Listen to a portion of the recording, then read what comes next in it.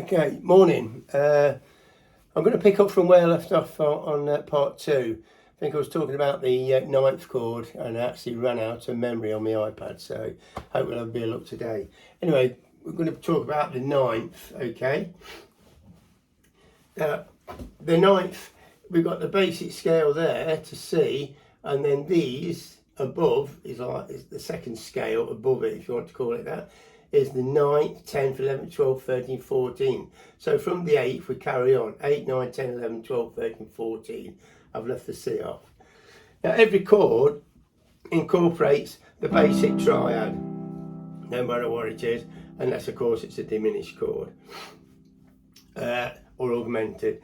So looking at the 9th, we want that. Now we've got C7 and we've got C major 7. So let's look at the C major 7 first, which is the 7th degree, which is B, C, E, G, B. And that's made up in major thirds and minor thirds as major, minor, major. That's what a major 7th is. For quick reference, if you can remember that, you can pick any out like F major 7 and so forth. B flat. If you can remember that, you don't have to look at anything for reference. So that's a major 7th. Now if we want C major 7, 9 or plus 9, then the 9th degree is a minor third away from it, above it, and it's the D, and it's 1 over the 8th of the octave. That is C major 9 or 7.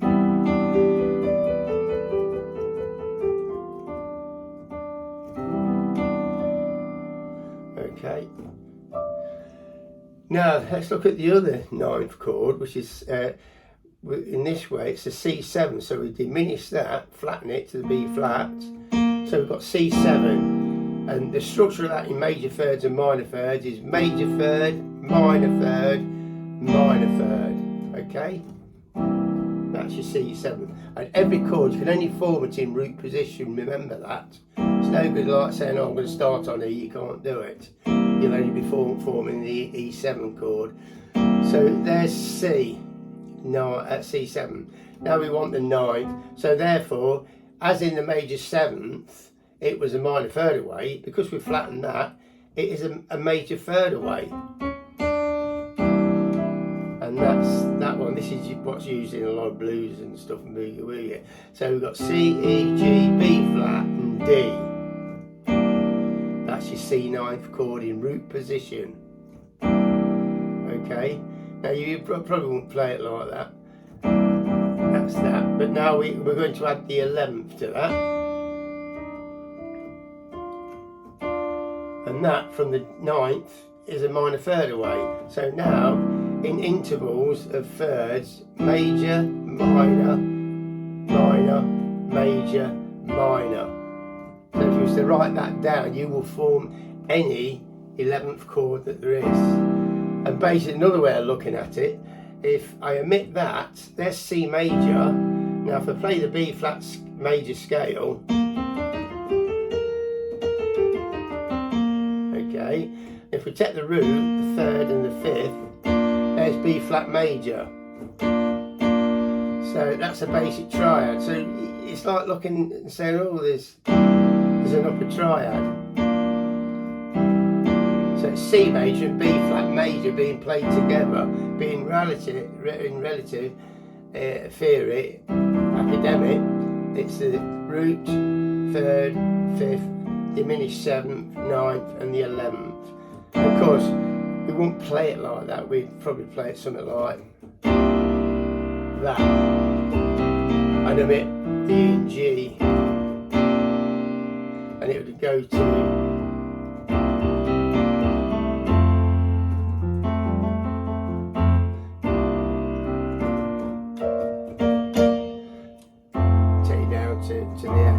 F chord.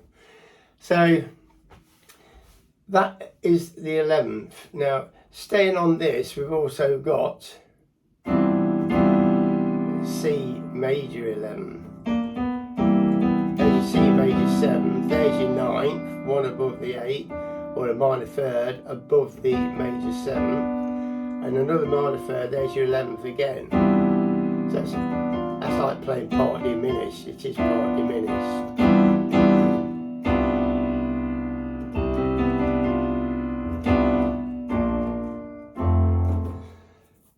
I didn't use that one much anyway. So anyway, going a little bit further, that's the C11th chord. We've done the 9th, C11th. Now, you see sometimes like +9 or -9. And all that mean is, if you got your 9th, there's your C9 in root position. If it says -9, you get the 9 and you diminish it and you play the note immediately below it. So that is C -9.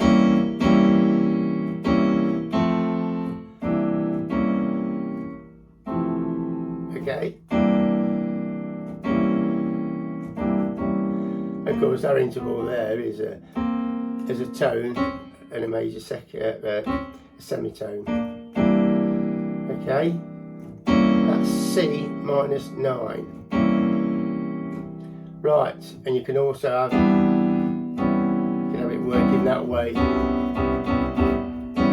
Weird chords. So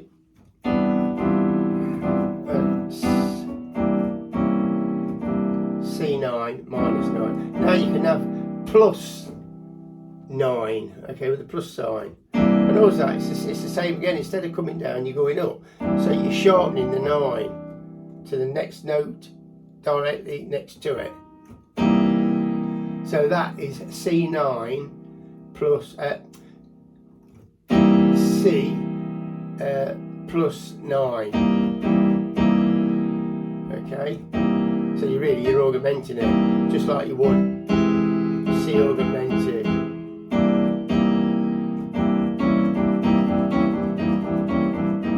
C9, C -9, C9, C +9 augmented 9. Okay. So that's around the chord there. There's other chords. You can play the C augmented with the 9, because that's C7 augmented. C, E, G sharp, B flat. Okay. So that would be C plus augmented 9. Okay. Right. So, and of course, the structure on this anyway, on the C11 part, it works on the C11 as well.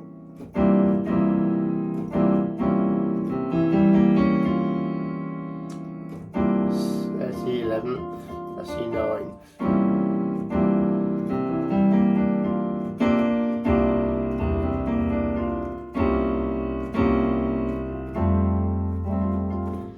Right. Anyway, the 10th, I think I've mentioned the 10th. It's if you get a minor third, move that up 8 notes, you've got a 10th. Okay, and that's used for stride piano.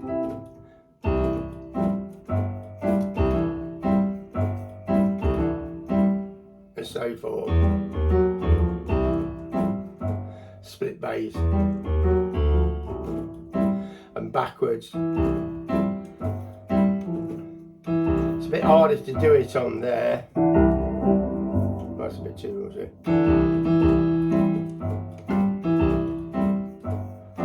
So going and something like that. So that would be in like a stride piano. So anyway, the 12th. Let's go on to the 13th. Okay, the 13th. Same thing again. It's the basic triad. There we go, the diminished 7th B flat, so C7, the 9th, the 11th, there's your 12th, which is G, and A is your 13th note. That's the full chord of C13. Okay? And if you want to look at it in thirds, minor thirds and major thirds, it's major, minor, minor, major, minor, major. If you write that down, what I've just said, you'll be able to form any 13th chord there is. And same again, we can have the -9, which is that one, or plus augmented, and you can have 13 minus, and the minus sign, just minus 13, just means flatten the 13th note, or if it's augmented, raise it one directly next to it. Which that'd be pointless really, because you've already got it there, but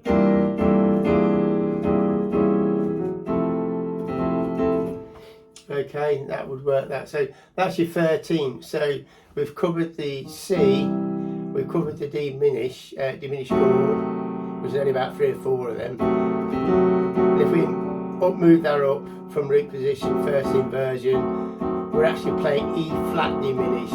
If we move it up again, bring that up there, we're playing F sharp or G flat diminished. And if we move that up there again, we're playing A diminished. Okay. And if we move that back up here again, we're back to C diminished, 8 notes higher.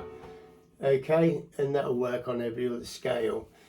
So we've done the C, C diminished, C augmented, C6, C7, C major 7, we've done C9, C major 9, C major 7, 9 plus 9, then we've done C minus 9, C plus 9,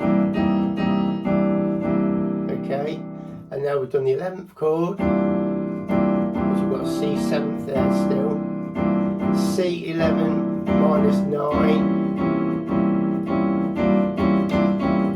Okay, now if we move to the 13th, at that we've got C13, C7, and in actual fact we've got D minor there, which is the second. On the C major scale we've got C, D minor, E minor, F major, G major, A minor, B diminished. So in retrospect, we're playing, it's like up a triad, you see. You can look at that as D minor, C7, D minor, but the actual chord is C13. C minus 13, C plus 13. And then C13 minus 13, C minus 13. Okay, that's about as far as I could go with them, but you've got all those on the scale, and you can work it, look back, and you can jot down, like, and always remember when you're measuring a third, C to E is a major third, and the next note, if you're playing C major, is a minor third away. So each time you arrive at a note, that is your new starting point. So that's your starting point for a major third, and then your next starting point is from there, which is a minor third away. That's a minor third. Okay, so that's basically roughly that. I don't think you need to know many more of them. And I'll give you another tip as well.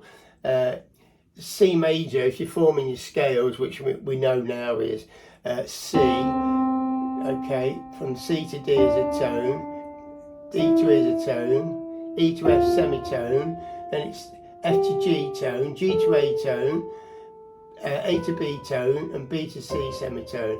Now if we was to take, if we put a line between there, the first 4 notes of the C major scale is what we call the first tetrachord.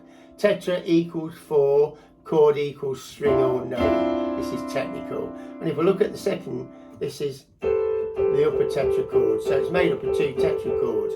Now if we take the second tetrachord of C major, we've got the first 4 notes of G major scale. You just got to get the last 4. So we've got G to A to B, B to C. Now the next 3 notes is a tone away. So there's a tone, and there we've got to sharpen the note F. And by sharpening the note F, we automatically get the G we want on the end. So, and that works on also, if I take the last 4 notes of the D major, I've got the first 4 notes of D major scale. And so forth. Okay, so, you know, if you just take the 4 notes of every scale that you form in the last 4, it's the first tetrachord of a new scale, and it takes its name from the first note. So regarding that, there's only really 12 keys. There is some other keys which are what they call enharmonic. It's like that can either be F sharp or it can be G flat, G sharp or A flat, and it's the same with the C major scale. There's C major scale. Now if we wanted B sharp, say go there, B, we've got to sharpen it, so there's B sharp, and then use the formula. That's what we're going to get. C major, so B sharp is C major. And if we go C flat, that,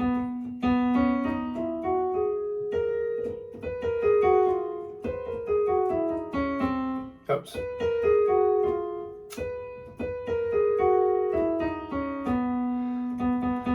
B major, and it's also C flat.